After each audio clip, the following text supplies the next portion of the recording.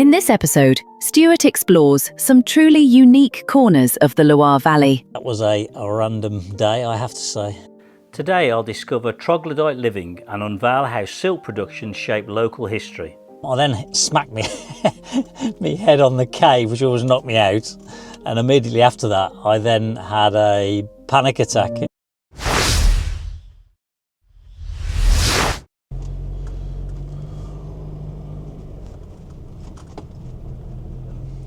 So just arrived at the destination, which is Magnanerie, I think that's how you pronounce it.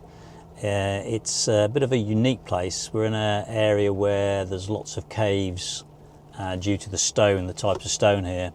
And this site is actually owned by the owners. So we just parked up outside, and apparently they do tours through their houses because it's still inhabited. They've got houses in the caves. They have a what they call a troglodyte living, which I didn't understand the term of that, but looking it up, troglodyte means those who dwell and live in caves, which is quite interesting because near our house by Campervan in the West Midlands, they were living there as well in caves. So there's a bit of a connection there. So we're going to go in, hopefully have a tour at 11:30. I think they do 3 tours a day. It's €10 per adult. It's cash only, so make sure you got cash. You don't have to book, so that's one of the problems. So we're going to turn up, and looks like there's another couple just arrived as well.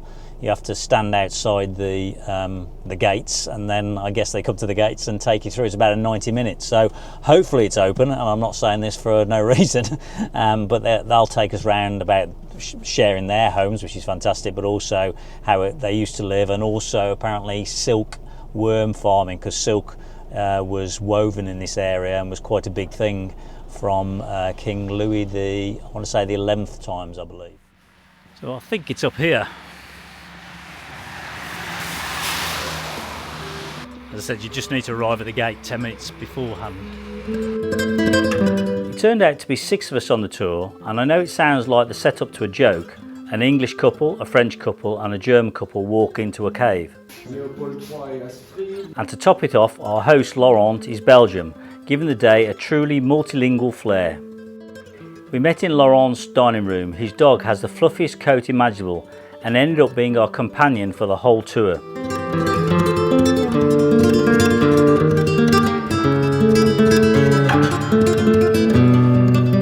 Silk balls by the looks of it. I think we'll learn about that later on. For the English, you get a tour guide that you can press, that he'll tell you what to press and when. The caves overlook the Loire Valley. La Magnanerie is an enchanting troglodyte site carved from soft truffaut stone. Laurent's hillside home reveals a hidden world of galleries and caves. It's fascinating how Laurent welcomes visitors, sharing stories of ancient tradition alongside their modern life in the caves. Though an audio is provided, Laurent truly impressed us by switching between all 3 languages, English, French and German, making the tour immersive for everyone. As you step into their multi-level home, you see how daily life has been ingeniously adapted to these stone galleries. He's not allowed to dig new tunnels or modify tunnels or break through from one cave to another. The only things he can do with permission is to dig utilities. Laurent's passion shines through. He's a real custodian of history, presenting each story with warmth and energy. The tour begins unusually through his bathroom and into his lounge, where he discusses the unique challenges of managing temperature and moisture in a stone home, as well as the fascinating history of silk production carried out by previous owners.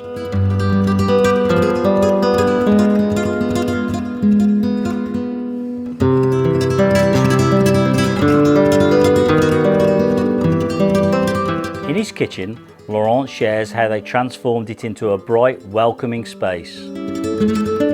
He goes into detail about the silk making process, a tradition he keeps alive every year, explaining just how important mulberry trees are to silk production.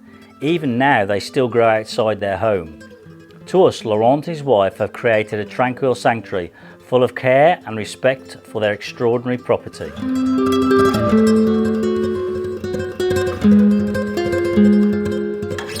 We then explore the deeper parts of the cave complex, spread over 2 levels and filled with relics and old photos that evoke a strong sense of community.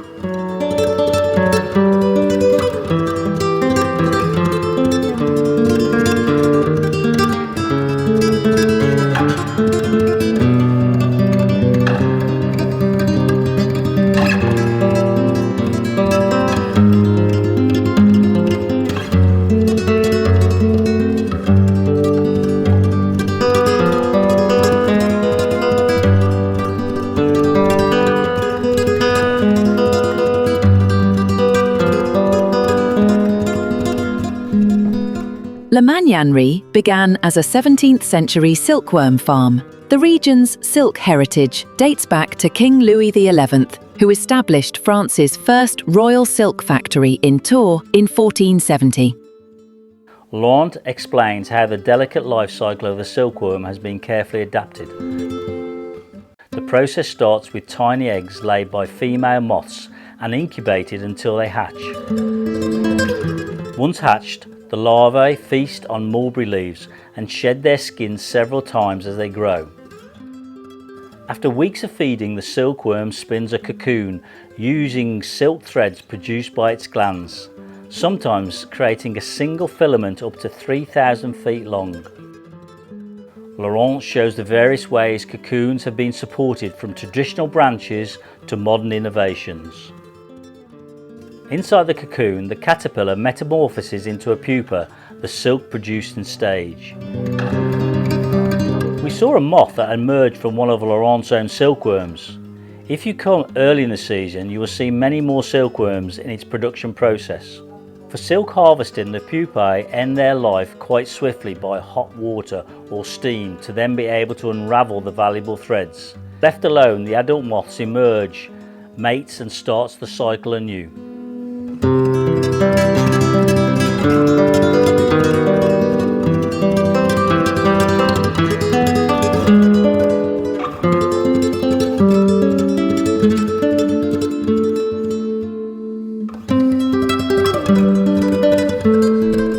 Laurent and his wife use upstairs rooms for hosting meals and events.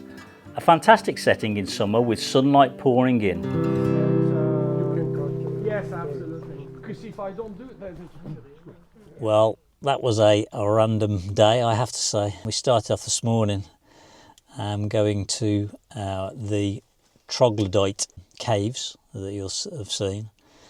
And we spent the morning going around somebody's house, walking through somebody's bathroom, walking through their lounge, dining room, kitchen, which was the most fantastic tour, I have to say. So if you're in this area, I highly recommend that one.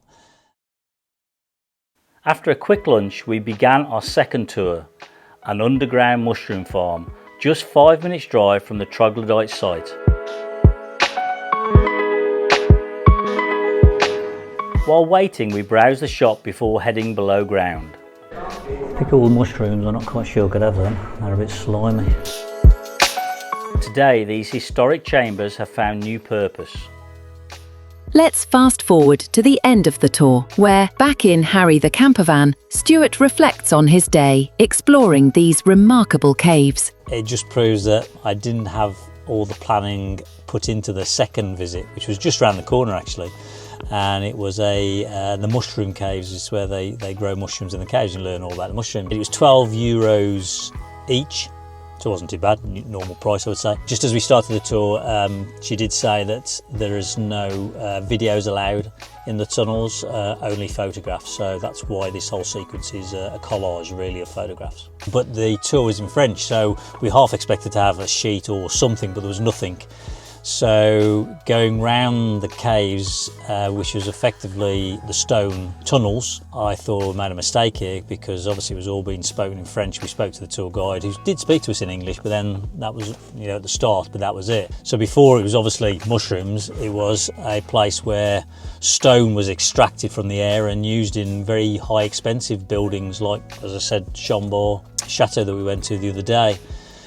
she explained, like we could work out, she was explaining that what they do, they cut in great big slabs, they put wedges behind, and they put smaller stones on the floor so when it falls it doesn't crack. And then they obviously cart them off and the stones get dressed elsewhere and taken out there. But it was a warren of tunnels. It was just huge. I couldn't believe how big it was. Mining in the Caves de Roche began centuries ago. The limestone quarries were converted into mushroom farms in 1893. Cool, humid and dark tunnels provide the ideal environment for growing edible mushrooms, most famously champignons de Paris, or button mushrooms to you and I. Here, mushrooms go either on blocks or on what looks like double wrought iron beds, depending on the variety. Now, however, the focus is on the gourmet and medicinal varieties for luxury markets, and the caves themselves have become a unique tourist destination. Throughout the 20th century, production soared, with the caves yielding up to 200 tonnes of mushrooms per month at their peak. The mushrooms harvested here are shipped to Michelin-starred restaurants across the world, renowned for quality and rich flavour thanks to the natural underground conditions. I then smacked me head on the cave, which always knocked me out, and immediately after that I then had a panic attack, to be honest, or started to have a panic attack, because I do suffer from claustrophobia, and it only came on after I'd smacked my head and also where the roof lowered a bit. For some reason you just get into that thought process, and I thought I was going to have to come out, but I managed to, 2 or 3 minutes later I managed to just calm myself back down, and I'm glad I did, because having then seen all the different mushrooms, different styles of mushrooms are, which is obviously a lucrative business, I would say, they then take you into areas where there's examples of how they use the stone. So it was really high-end carvings, sculptures and that. Some really fascinating stuff of buildings, of people, really minute stuff. And that was so worth it, just coming through those areas.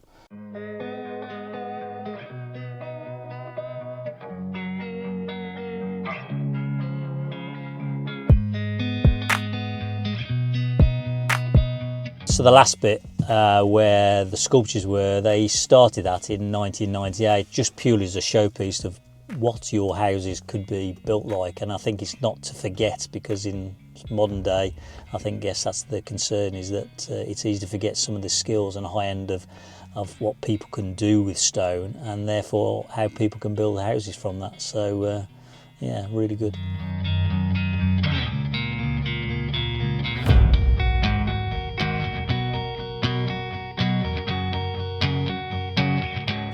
So whilst we're deep in the tunnels and we're going around the sculpture area, there was this noise. I have to say, I thought it was an aeroplane, but my brain's saying it can't be an aeroplane. We're in tunnels, you're not going to hear an aeroplane from here, and it's getting louder and louder and really low.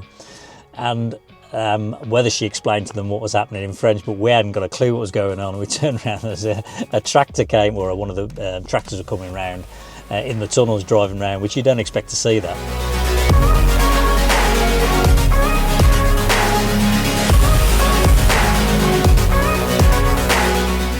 The next thing we heard this "excuse me" type of thing, turn around, there's a guy cycling through the tunnels on a bike. He's obviously a worker going to go and cut some mushrooms, I guess. So random. Please consider supporting Stuart by hitting that like and subscribe buttons. To support him further, you'll find a Buy Me a Coffee link in the description. So yeah, a bit of a funny day. I love these days when, you don't have an expectation of what's going to happen, and then something, it just blows your mind. It's the two tours just within short sight of each other there. This second one though, if you don't speak French, then it can be a challenge, I'd say, but I would still go, having now known what's in there, especially with the sculptures. Right, time to go and find a park up now for the night. My back's not too good. I've been hobbling around there. I had a good sleep last night, so I thought it was getting better than today, just walking around. It's been horrendous. Not good, but anyway, let's go find a park up.